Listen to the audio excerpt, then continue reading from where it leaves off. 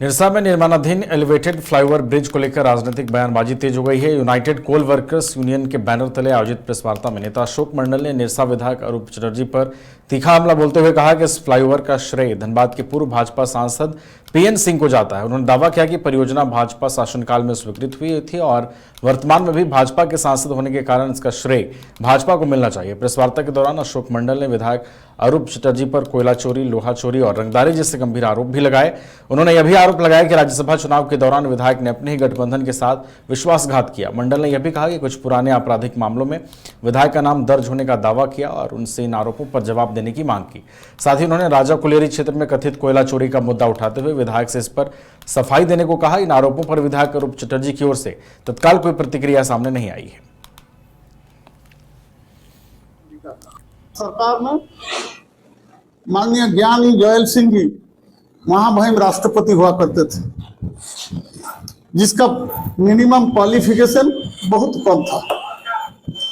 आप जाइए, दूसरा उदाहरण मैं दे रहा हूं। 1860 की दशक में आप अमेरिका के एक प्रेसिडेंट हुआ करते थे। वो प्रेसिडेंट इब्राहिम लिंकन उनका नाम था। आप उसका भी इतिहास अगर उठा के देखते हैं तो वो एक सामान्य परिवार से आता था और हमने जितना पढ़ा है, हमने देखा वो एक मात्र जहाज का, जल जहाज का खलासी का काम करता था। वो व्यक्ति वहां का राष्ट्रपति बना अमेरिका का।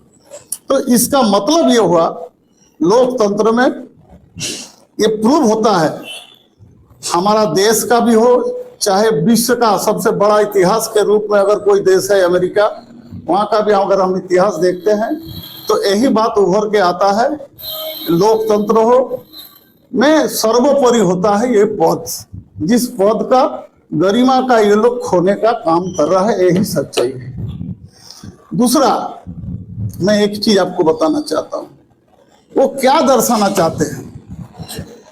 मैं आपको बताना चाहता हूं, ये अपने आप को दूसरे के प्रति दोषारोप करके अपने आप को बचने का काम करता है।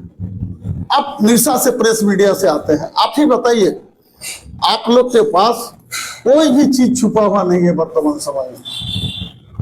हाल का एक घटना का उदाहरण हमने दे रहा है आपसे।